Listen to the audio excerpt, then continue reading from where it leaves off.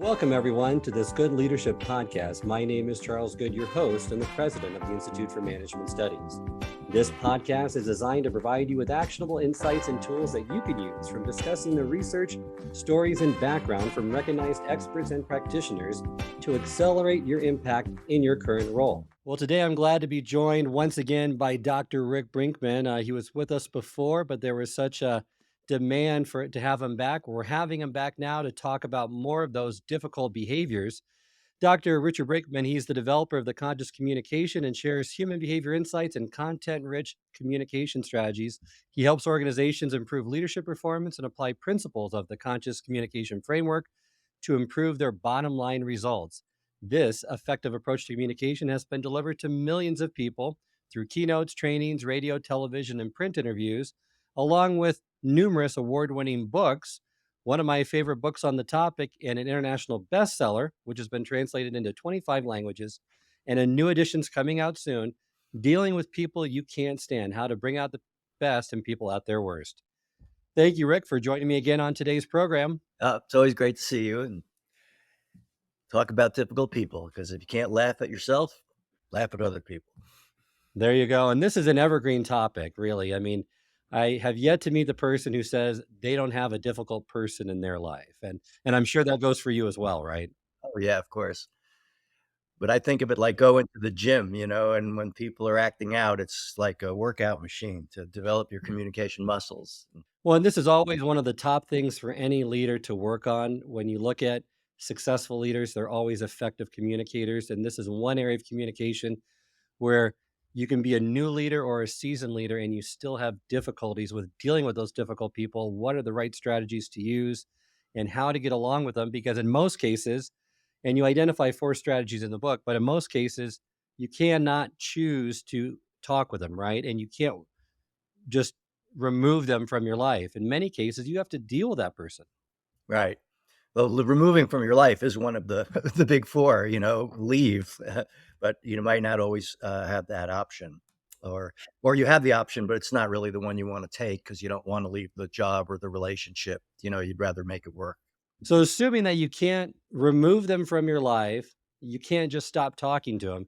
You got to find a way to deal with them. And I love your framework because you state that for the most part, the majority of people aren't difficult all the time. Now, there might be some people that are that you just have to deal with, but usually in certain times when they're not stressed out, they're more pleasant to deal with. And that's kind of that cooperation zone. And you identify 4 intents of communication, and you the sooner you identify that person's intent, the better, right? Right. People, we have these intents within us we want to get things done. We want to get those things done right. We want to get along with people and we want to get appreciated by people. And they're always within us all the time. But depending on context, where we are, what's going on, and relationship, who we're with, one of these can become more important than the other. So, let's say I'm in some sort of business meeting and we're have to make a decision and we're going around and round and round. I'm like, okay, people, look, we got to decide how many think it's A, how many think C. I'm more in a get it done mode at that point. I'm not get along being, if you don't want to know, then we decide right now, take it time, think about it. But if I'm in get it done, then my behavior is going to be much more assertive, direct, to the point, and I'm likely to take control. If, on the other hand, I was more in get it right, then I might be, well, this is a very important decision. And so maybe we should take some time to think about it, go back to your office, crunch some of the numbers, and then let's get back together tomorrow and see what we think. And in that case, I would be much more focused on getting it right, because accuracy is the key. Now, right away, you could see, let's say there's 2 people at the meeting and maybe they have equal positional power and one wants to get it done, the other wants to get it right. They can easily see each other as oppositional, because to the get it right person, the get it done is leaping before we look and get the details. And to the get it done person, is right as a stick in the mud, dragging their feet. That's right. And there's those 4 positive intents: get it right, get it done, get appreciated, and get along. The quicker you identify what their intent is, the better, because then you can identify communication that speaks to that intent, that purpose. And for the most part, if you meet that intent right, then they stay in that cooperation zone. There's nothing that really happens. The issue comes when they fear that that intent, that purpose is being thwarted in some way, that they're pushing for the project to get done, but it gets farther and farther behind. So then they transition from the cooperation zone to the yellow zone and then eventually to the red zone where these difficult behaviors surface. Right. So when I was talking about control in the last example, control originates out of get it done. That's the low zone. And it's not necessarily a problem because, we could be going round and round in a meeting and somebody says, look, we got to decide how many think A, how many think B. Great. B's the way we go. Let's move forward. So I wasn't a difficult person. And in fact, the yellow zone can also be very positive and somebody else is more right. All right. Well, I'm going to research the numbers and I'll make sure we get that right. So now like we're in kind of a sports team. We might be, though we're on the same team, we might be playing different positions. Depending on our position, we have different responsibilities. Staying with the sports analogy, some people more defensive, some more offensive. So I'm one person more controlling, the other one's more accuracy, but together they do something greater. Of course, if it goes too far, then we get into the red zone, which staying with the get it done is tank. All right, people, what are you, genetic mistakes? We were working on this 2 weeks. You're already 4 weeks behind. Here's what we're going to do. Parliament dissolved. Any questions? Good. So, you can almost hear the tread grinding, and they're looking for people off task. Find somebody, boom. Somebody who gets into tank mode can rip you apart personally. And he is, it's nothing personal. It's just you're in the way of an end result. So you have to be eliminated. So really what we want to do is certainly keep ourselves in the green as much as possible, or yellow is acceptable at times. And we want to try to keep other people also in the green or yellow. However, when people go into the red zone, this is where you get, well, here's the big 10. You got tank attack, which we just talked about.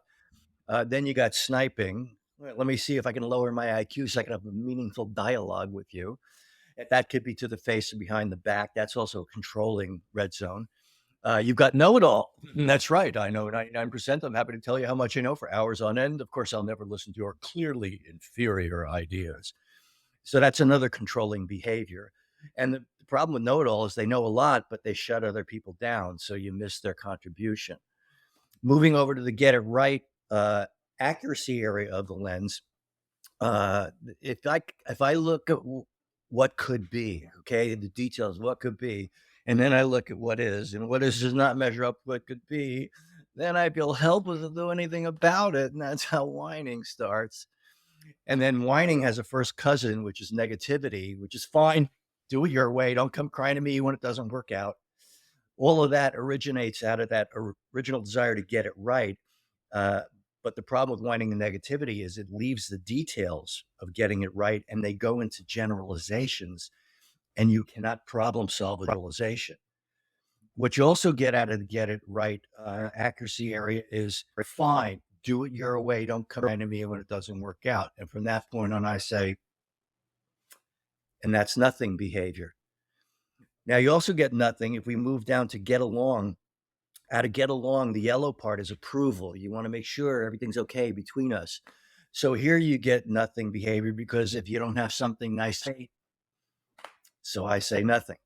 Or you get yes behavior where people are real agreeable. Can you get this done for me on Thursday? Sure thing. And then somebody says, can you do this tomorrow? Yeah, sure. Hey, can you do that? Yeah. And I suddenly have overcommitted myself and things don't get done. Because in that moment, when I'm saying yes to people, I'm wanting to please them. And what I'm not doing is task calculations. I'm not estimating how long it's going to take. I'm not considering what's on my schedule. So it's very easy to make commitments and not keep them. If I'm in that same zone and I'm faced with a decision that could hurt somebody's feelings, then I'll think about it. Ask me later, maybe. And that's my final decision. I mean, we've all told a salesperson at some point, I'll think about it. You're going to think about it. That's approval oriented behavior. Shifting mental gears now to the get attention area of the lens, where that turns red is nobody cares. That's a problem world today. It's a government's fault. This is grenade behavior. It's a tantrum. The difference between tank behavior and grenade, the tank should be in jail, grenade should be institutionalized. but it's a level of intent. The tank means to do it. The tank takes aim, but they leave other useful people and standing. Grenade blows up in 360 degrees. You hear all the stuff that has nothing to do with the present circumstances.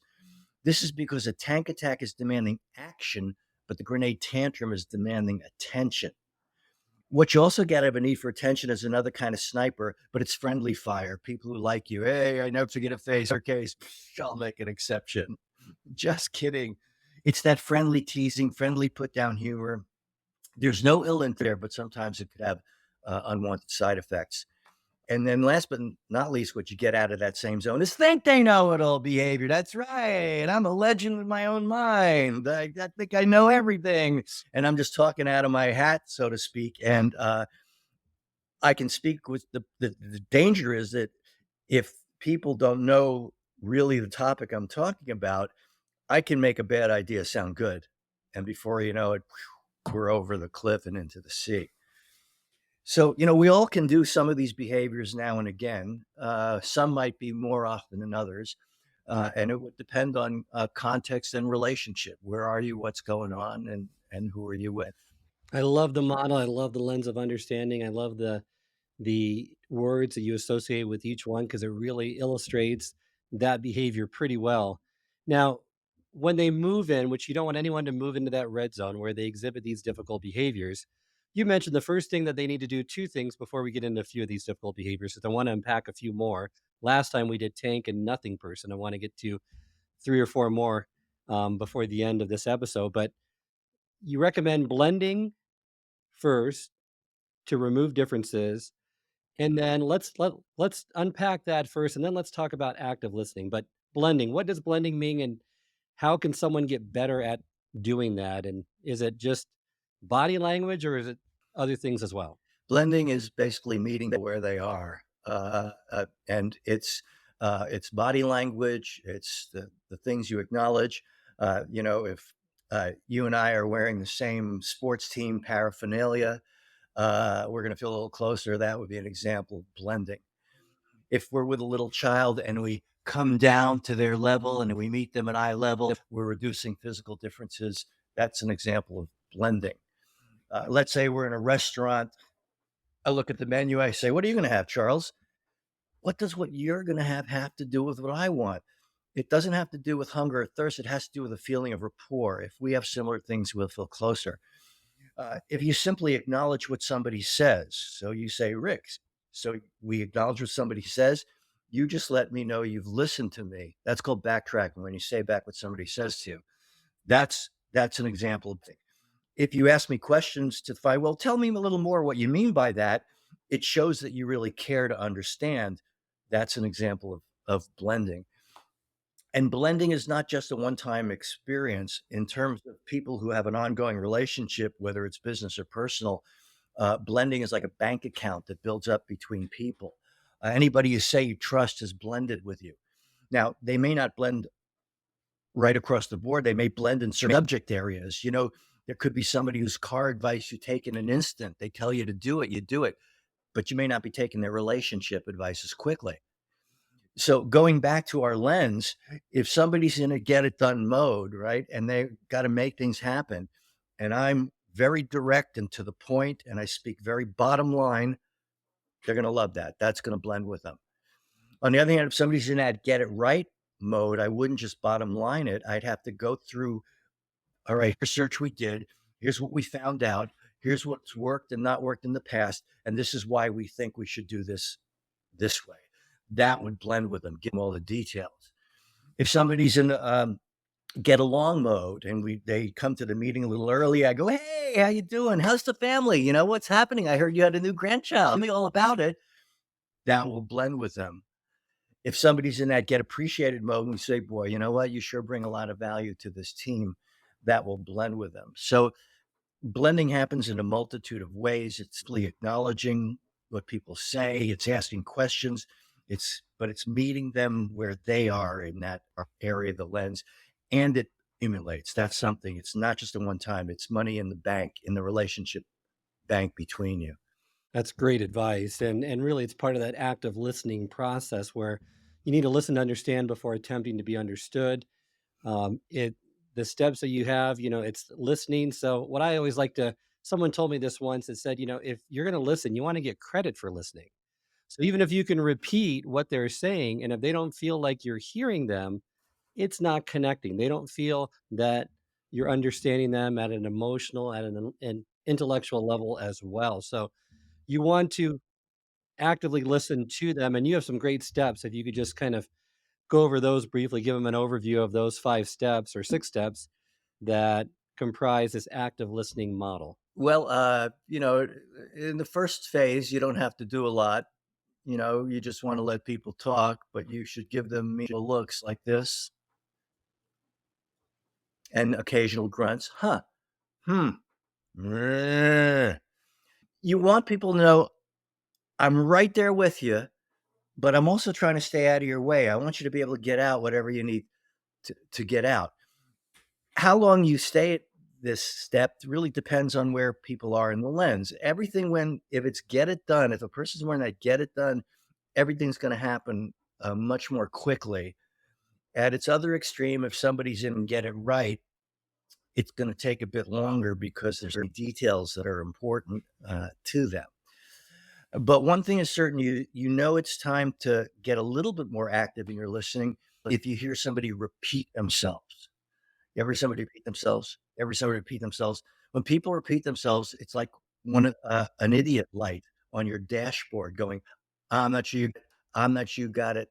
You have no clear indication people need feedback from you. So the best kind of feedback is backtracking, which you mentioned. And backtracking is simply saying what somebody says to you, and that lets them know you've listened. If somebody's more get done, it's going to be greatest hits. If somebody's more get it right, it's going to be highly detailed backtracking. And then you roll up your sleeves and you clarify to ask questions. If you clarify to ask questions, first of all, you reveal more information. But even if you didn't need the information, it's worth clarifying because now what you're telling people, I really care to understand you. And so when you put listening and caring together, this is what gives people the feeling of being understood.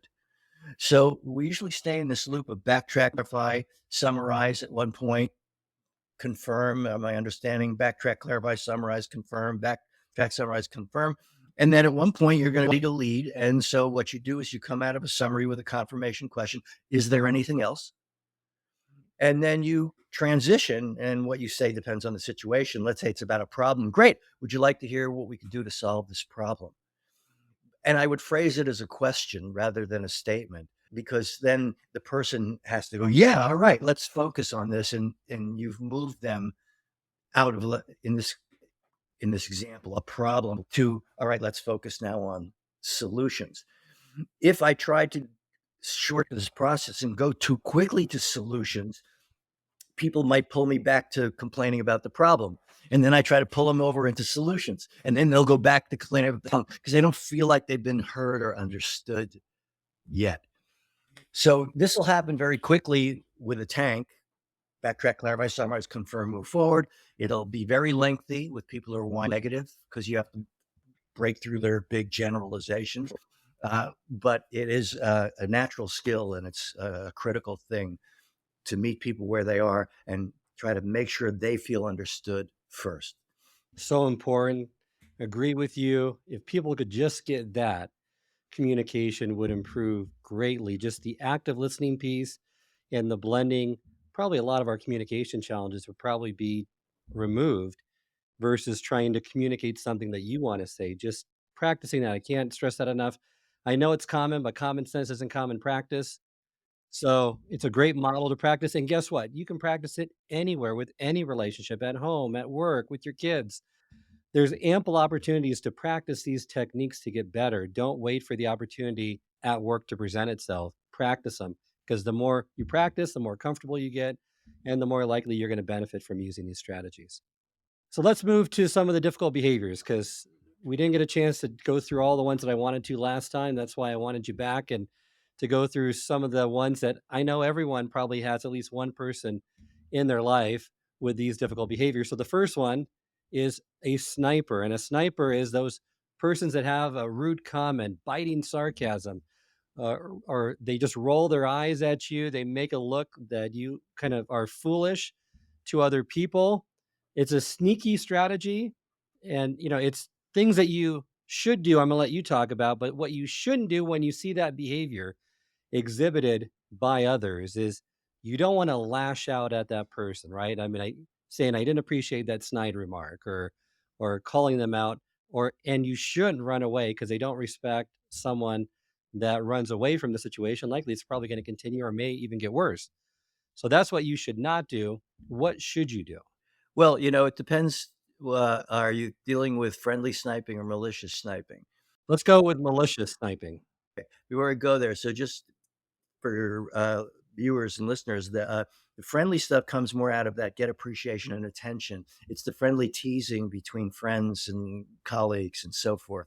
There's no ill intent, although some people are not as comfortable with friendly teasing. So Well, how do you stop that? Since you brought that up first, let's just go there. If someone keeps doing it persistently and you are really getting tired of it, how do you stop that behavior from happening in the future? you'd say at one point, listen, I appreciate our relationship and I appreciate a good sense of humor. I have to be honest with you. I'm not comfortable with put down humor. I'm not comfortable being the butt end of your jokes. And they'll say, oh my God, I didn't realize. It's just you make such a good butt. Okay, okay, I'll be good. I'll be good. And then you get maybe a week or two of behavioral change. And your next step is catch them in the act of doing it right. When they are with you and they don't make put down humor, you say, by the way, thank you. What? Oh, well, thanks for not using the put down humor. I really appreciate that. Oh, sure, no problem. Because the friendly stuff is motivated by attention and appreciation. So if you make them aware and then you give them attention and appreciation, they will turn to that. Like leaves turn to the sun, and you'll retrain them. I know as somebody who grew up in New York City, friendly sniping is at its zenith. You want to show affection. He's not going to break your legs up, beat your head up to the bloody pulp and throw away the limbs. And he goes, oh, he's my best buddy. Well, I noticed it wasn't like that everywhere in the country as I went west. And even with my co-author, Rick Kirshner, he was not comfortable with put down humor. And finally, he was honest with me. Sure, I thought he was brain damaged, but, you know, I reformed. I reformed. The malicious stuff that you're talking about, all right? So this could be somebody who's holding a grudge against you. Maybe you got a promotion they think they should have gotten. Or some people are kind of curmudgeons and they're just equal opportunity snipers. They're just going to cut down everybody around them. You have to call attention to it. By definition, a sniper is kind of hiding a little bit. You got to bring them out of hiding. So let's say we're in a meeting and I'm speaking and my sniper makes a comment. I would stop right in the middle of a word. I'd stop. Slowly I'd turn. Take a breath to myself. I have to think of what to say. The sniper told me what to say. I just backtracked their comment. I heard you say a high fiber diet would bring out the best in me. What's going on? The sniper now has three choices. They could snipe again. If they do, no big deal. You just backtrack and ask again. You will never go more than 2 rounds before they back off. The sniper can come out of hiding and become a tank. Oh, what's going on? If you turn a sniper into a tank, it's actually good. Although it's more intense, but it's good because the tank is brutally honest with you. Now you know what you're working with there. And if the sniper withdraws, fine, there's nothing. You go, okay. Then as I was saying, in the group setting, you go back to where you were. However, you do want to have a next step where you circle back with the sniper and go, listen, what's going on? I want to have a good working relationship with you. And I'm wondering, what's going on? Could it be because what happened on that project a few months ago? Really, I want to know because you got to do reconnaissance and see if you can clear the air of the grudge. And sometimes it is as simple as, yeah, well, I'm sorry. Yeah, I'll let it go. Da, da, da. They, once you call them out on it, they let it go. In more extreme situations, sometimes we have a neutral third party involved who might have positional power. Positional power is not always good because just their positional power can force them into hiding, so to speak, where you're not going to get truth. better would be somebody who's completely neutral, who's gonna, and they're gonna talk to, and I've done this so many times, I've been hired to do this. You meet with the sniper, what's going on, da da da da da, talk about stuff. Then you meet with the snipey, da da da da da, what happened, and then you see where everybody's coming from, and then you can bring them into a room together and set a positive intent. Like let's just clear the air here so we can do the best, blah blah blah blah, whatever the organization is, whatever the responsibilities are, and be the best team we could possibly be. So in a way, there's two steps. One is you do call attention to it when it happens, and secondly, you try to have a meeting and do reconnaissance and clear the air. I remember once in one IMS program, there was a psychiatric nurse who told us that first day on a new job, she met this sarcastic doctor. Couldn't believe how he spoke to her. So to give him the benefit of the doubt, she pulled him aside privately and said, "Listen, we're both professionals. We're going to speak professionally. We're going to act professionally. And you're never going to use that tone of voice with me again. Is that clear?" And he was like, "Yeah, I'm sorry. Sorry." He's like, he wouldn't do it with her because she wouldn't stand for it, but he would do it with anybody else who let him get away with it. So this nurse had to attend a meeting with this doctor each week. And there was another nurse who was being a nothing person. So she wasn't saying anything. The doctor was very ruthless with her. Finally, at one of these meetings, the doctor makes a comment. The sick nurse had enough. She turns to the nothing nurse and says, "I think it's rude and unprofessional for him to speak to you this way. What I find is more absurd is you're willing to come here every week and take it. If I were you, I'd bring a loaded squirt gun to these meetings. And when he talks to me like that," and then he's like, sorry. And then the funny thing, the next meeting, when he started to become sarcastic, a couple other people went, squirt gun time. And they retrained him. They trained him out of that behavior. He did not have a specific personal grudge with anybody. It was just the generalized stress that he was under and all the things he had to do that stressed him out, that came out as sniping. Sniper can't snipe if there's no place to hide. You got to call attention to it. And that's a great point. A lot of people, that's their default setting. Maybe it releases stress. Maybe it helps them in some way, but if it's not serving you, those are some great strategies to use. So this next difficult behavior, I know I've seen this in my life, and I know that a lot of people suffer from this as well, that everything's calm, everything's nice, but you notice, that they could be set off. Your boss, your spouse, a friend could be set off at any moment, and when they get set off, they just explode.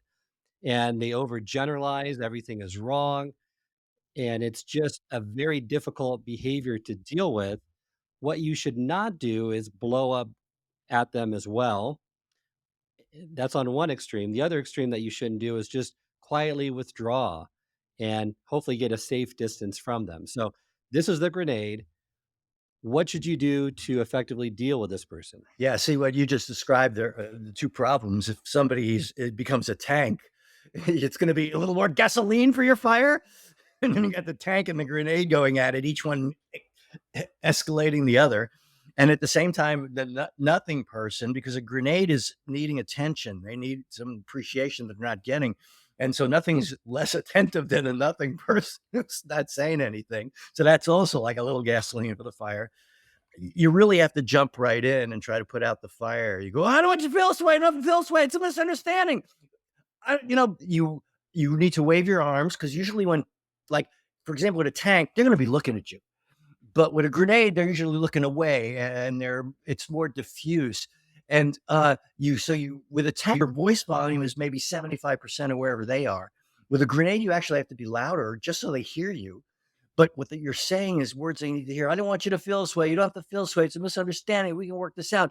They do not like feeling the way they do. In fact, what happens for people when they do a tantrum grenade, they blow up over something outside, which then triggers them on the inside, mad at themselves for what they're doing, which unfortunately makes them angry about the outside, inside, outside, inside, outside, outside. And that's why it just keeps escalating from there. Because remember, grenade comes out of attention and appreciation. And so you're going to get some attention, but you're not going to get appreciation for blowing your cookies over everybody else in the meeting or at home or whatever. So I don't want you to feel so you don't have to feel this way. It's a misunderstanding. You raise your volume and then you lead. Blending lets you. That's right. Let's just take a moment. Take a few minutes here. Now, don't tell them to breathe. Don't tell them to calm down. You breathe, you calm down. Blending lets you lead. We come into the ballpark with our volume, we wave our hands, we say the words they need to hear. That's all blending. Then we lower our volume slowly, we slow down, we take a few breaths, and then we lead to let's take a time out here. Let's just take a moment, get a drink of water, and come back in 5 minutes, and then we'll talk about this again. You want to create some kind of timeout. Uh, and of course, you and everybody else in the room is going to be very happy for that. But you're really doing it for the grenade's benefit, because if you can give them a moment, they're going to go, okay. And they'll pull themselves together. Grenade is not a tactic.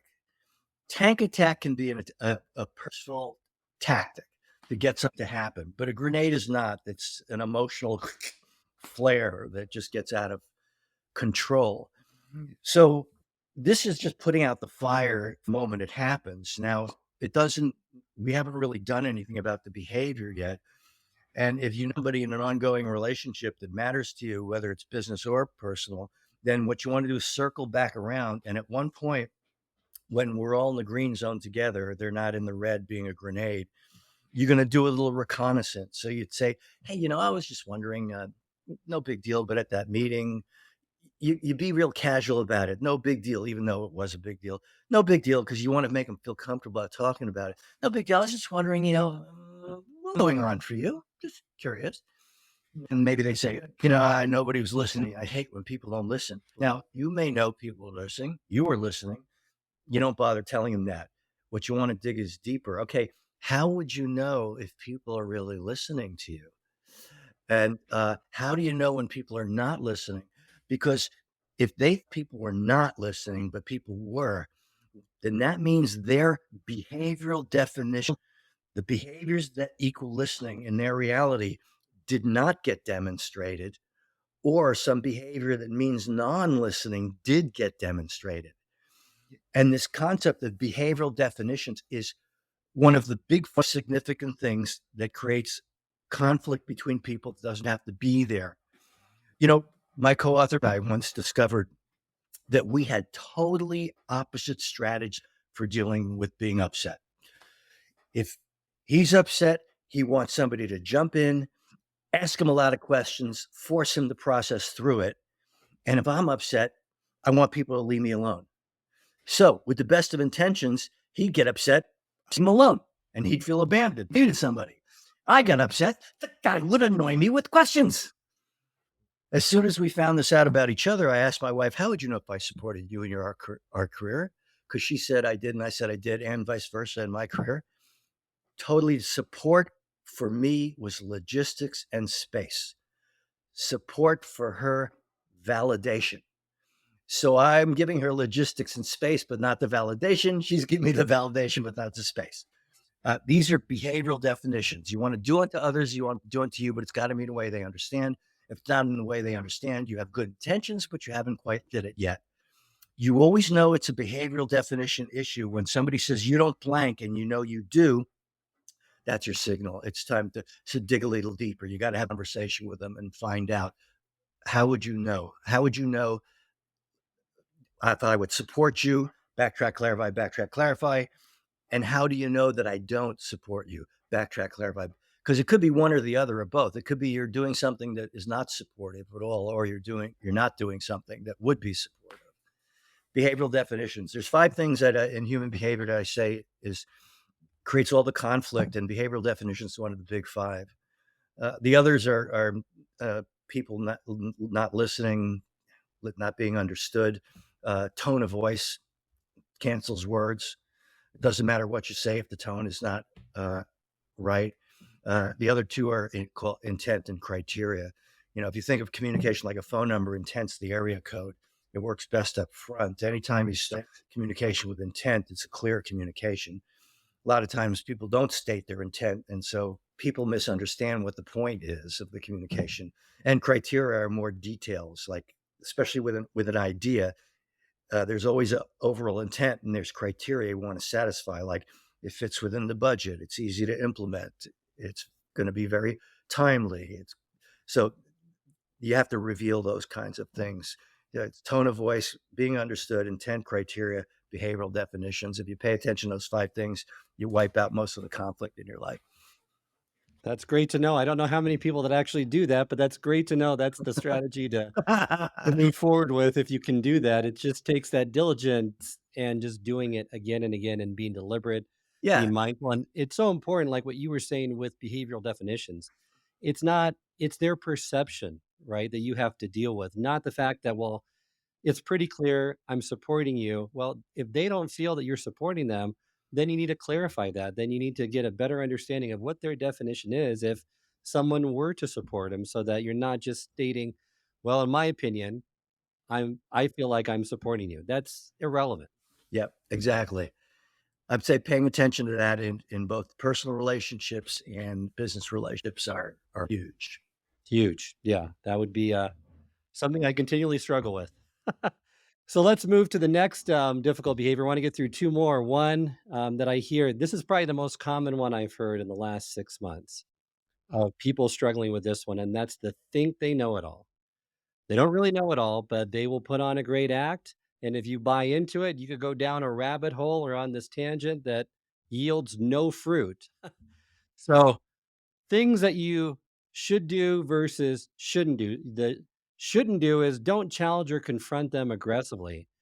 Their only way out is to counteract with even grander claims and louder persuasion. So, that's not going to help this behavior. And then also don't give in to stretch the truth in the other direction, or you're going to lose your credibility. Right.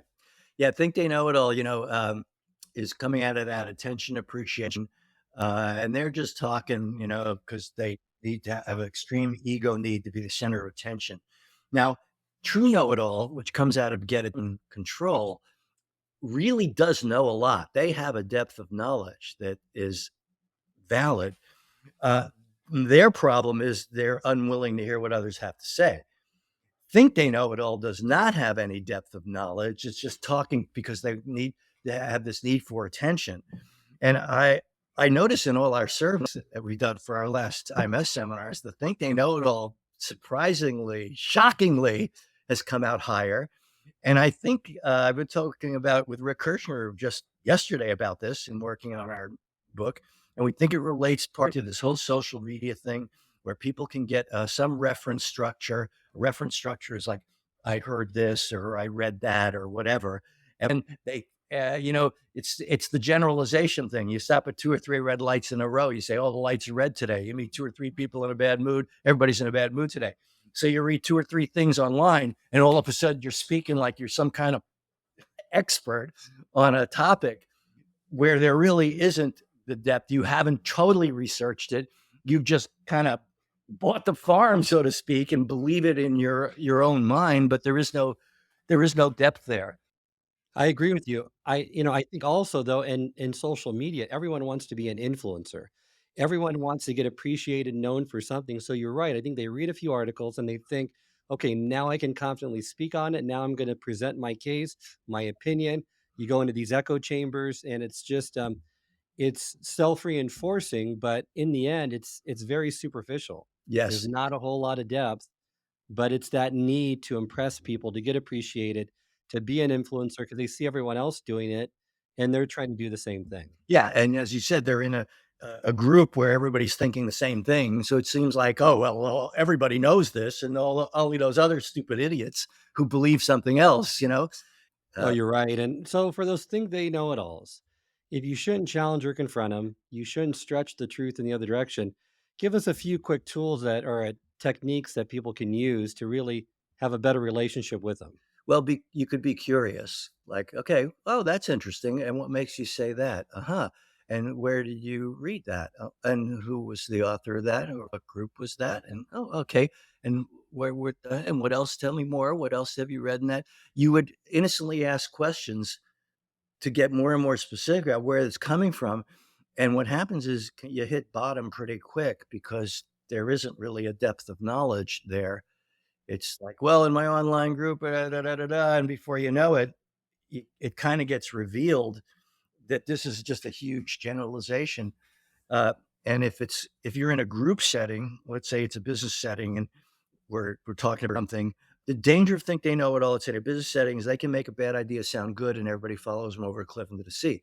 So if you start asking questions of you think they know it all, before you know it, they go from almost specific to more generalizations, and everybody gets it that this person doesn't really know what they're talking about. They're just talking. And so that saves the group. Uh, in a relationship, personal relationship, it just kind of falls apart in front of you. At the same time, if they care about having a relationship with you, then talk about stuff that you guys agree on. Just because that's rapport, and at a rapport, you can talk about other things that are more touchy. So you just got to keep innocently asking questions, as there is no real depth to that, and then it kind of falls apart. I like that, clarifying the specifics. You can tell it like it is. I like the other tool that I've heard you say in the past is give them a break when it becomes obvious they don't know what they're talking about. Resist the temptation to embarrass them. Instead, make them allies by giving them a way out, and therefore it will minimize the chance of putting them on the defensive. So hopefully at some point you can break that cycle by maybe gently confronting them and saying, okay, here's the truth and here's the facts that I have in a private one-on-one, but then you forge alliances instead of make enemies. Yes. Yeah, I appreciate it. You've been to so many of my seminars. You even remember the stuff I forgot to say now, which is that you're right. In the group setting, it'd be great to go, okay, but maybe you haven't. I was reading the latest issue, but maybe you haven't read that issue yet. And, oh, no, that must be the latest issue. So you try to give them a face-saving escape because you don't really want to turn them into an ally, not an adversary. And it's all based on intent. I mean, they want to be appreciated and they want people's attention. So when you use that intent and direct it for that purpose, then you're right. It can end up being positive, even though they are exhibiting a difficult behavior to get along with. So we got time for one more, and I can't end the episode without talking about this one because this one is also always in our top three, and especially in the last year. And it's the people where just nothing is right, and they start that whining approach where they just everything's bad. They make generalizations, and they just go on, and the rant just seems like it never ends. And there's It certain things doesn't that you end. suggest you You should should not do. So don't agree with them. That just encourages that them. gives more whining. There you go. Don't disagree with No, them. because then I have to whine more to convince you. Don't try to solve their problems because many times they don't want that. No, because I'll just switch to another problem. And never ask them why they are complaining to you about their problems. Oh, no, because I need somebody to annoy. There you go. So those are things you shouldn't do. All What right. should you do? Well, you should ask a lot of questions. You have to, the root of whining is a feeling of being helpless. The root of negativity is hopeless. They're really on a continuum. Okay. You start with whining, and then negativity is fossilized whining. Goes on, goes on. What's the use? Why bother? So, uh, you first of all listen to what they're saying, but then you interrupt. How do you know when they interrupt them? When they repeat themselves. Okay, because whining is going to go around these loop tapes. They're going to go around as many times as you let them. So give them one loop, but as soon as they start telling you something they already told you in this sitting, you say, "Excuse me for interrupting. Just want to make sure I understand." People want to be understood. So you're saying blah blah blah blah blah, and you give a complete backtrack summary of what you heard so far. Then you roll up your sleeves and you start to clarify, because whining is in big generalizations, but specifics are the first step to problem solving. So you start asking questions, but then what they're going to do is generalization swapping. You'll say, "What's wrong?" They say, "Everything." Okay, but what specifically? Well, all of it. When does it occur? It happens all the time. Who's doing it? Everybody. It's par for the course. You're going to go 3 5 questions, spinning your wheels, going nowhere. That's okay. You have to resist the temptation to bail out and offer a solution. Your goal is to outlast them at this phase. If you keep staying with it relentlessly, slowly but surely, they will get more and more specific. And finally, boom, you're looking at some specifics of a real problem. And at that point, it may be very obvious to you what should be done, but you don't want to say it. You got to get them to say it. So you go, "Well, looking at it, this, the blah, blah, blah, blah, blah. What do you think we should do?" "Well, I guess we should." And they'll bring in something that makes such sense. you'll be amazed. Why couldn't they have said that before? The reason they couldn't say it before is human beings can only pay attention to 7 plus or minus 2 things at any one time consciously. If I'm looking at the generalization, everything is wrong, I can't problem solve a generalization. Once you get me to be specific, so I'll look at some specifics, then I can start thinking problem solving. So some people will get off the whining bus at that moment. Other people, when you ask them, well, what do you think we should do? Will say, I don't know. I don't know is your nothing person's first response on a talkative day. I don't know. This is what works with I don't knows. You say, guess, make something up. If you did know, what would it be? And you give an expectant look like this. If you want to experience the power of an expectant look, get on a crowded elevator, pick a passenger at random and go. They confess all kinds of funny things. Actually, I'm kidding about the elevator. I'm not kidding about the look. We all have a natural expectant look that follows a question. Turn up the dial about 50% on your expectant look and hold it in expectant pause. And 9 out of 10 people are whining and will go, well, I guess we should. And they'll bring in something that makes such sense. Why couldn't they say that before? Other people at this point, if they'd at that, you still have a trick up your sleeve, you exaggerate. So I remember doing a couple seminar once. A lady said, he leaves too many glasses in the sink. I said, really? How many? How often? She says, too many and too often. I said, okay, but give us a number here. She goes, oh, I don't know. I said, guess. She said, too many, too often. I said, 50 glasses a day, 7 days a week, 31 days a month. No, 3 or 4 glasses 4 times a week.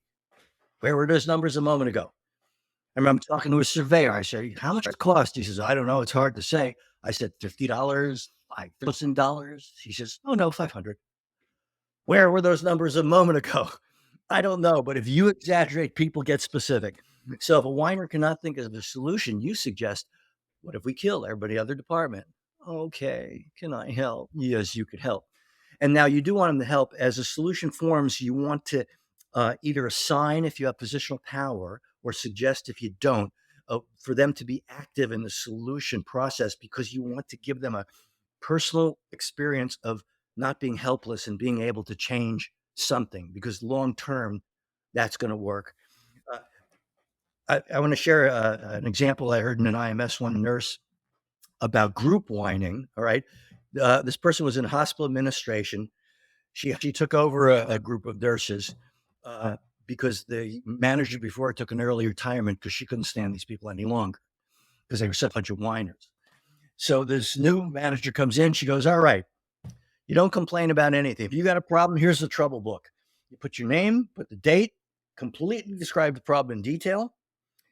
Then write 3 possible solutions. I don't care how outrageous they are, but I want solutions. Once there are 3, I will read it. I will initial it so you know I've read it. And then I will become the champion of your idea in this hospital. And in this big column here, I will let you know exactly where it stands and keep it up to date. And people saw, if you put it in the book, think solutions, something changes. Put it in the book, solutions, something changes. The book became like a lens through which suddenly they could affect this seemingly impossible bureaucracy around them. And she told me that in a 2-month span, they transformed from a team of whiners to a team of great problem solvers. Now, let's look at the book in terms of the whining strategy. She's getting them to self-clarify because they got to be specific. They have to think solutions. This is the way they can affect things, and they see how that happens. This is the whining strategy in a different form. Oh, that's great. So love the strategies. You also mentioned too, when the people feel helpless, it's also to give them something good to look forward to. So show them the future that's maybe more positive than what they perceive. But when should you draw the line when you say, okay, enough's enough? Yes, when all else fails, you go through everything we just talked about.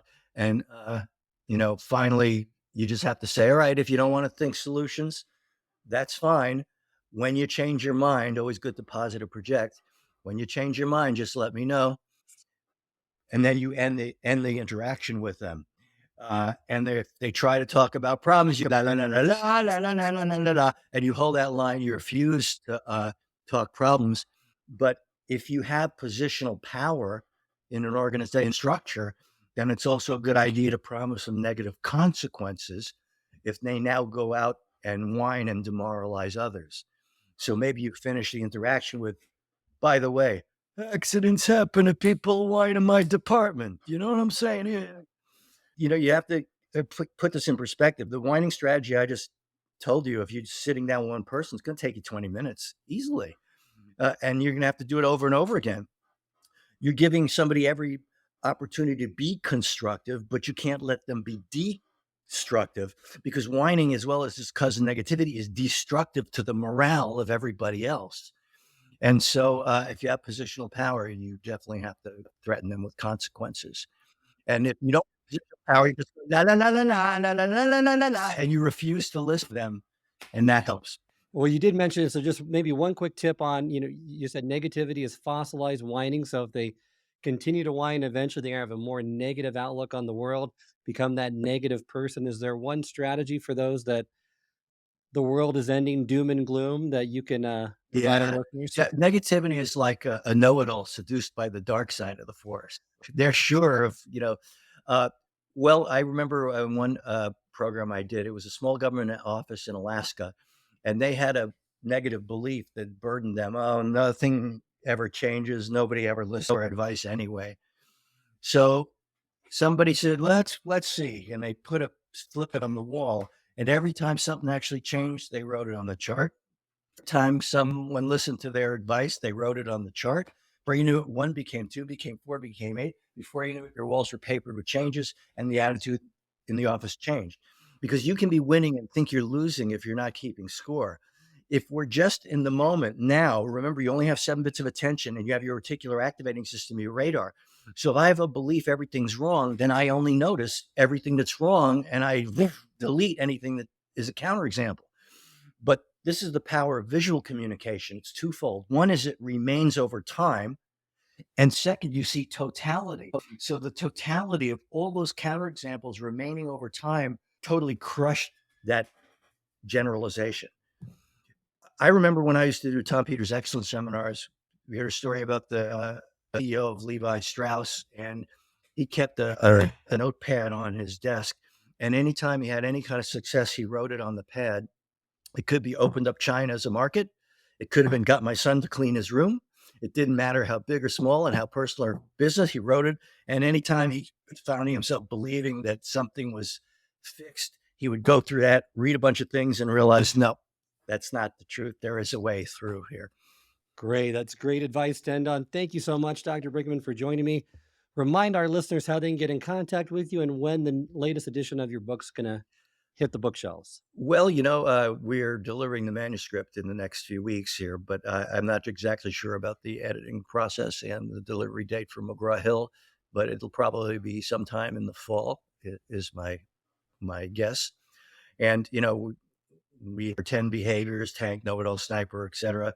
We're adding narcissism to this mix here because the world that seems to be suffering from that, and the whole online world is pretty darn narcissistic.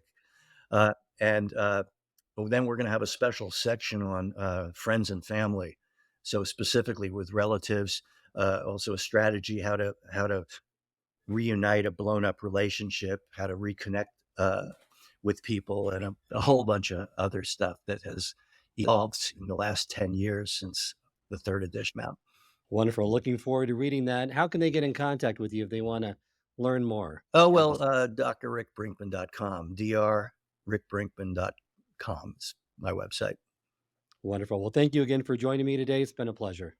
Pleasure always. Thanks for having me. If you enjoyed this episode, I encourage you to share with others and post about it on social media. You can also go to our YouTube channel, which has video recordings of all the episodes of this podcast, along with bite-sized segments called single servings that are designed to answer your most pressing leadership and management questions. Remember, until next time, it's not what you know that counts, but what you do consistently that makes a difference.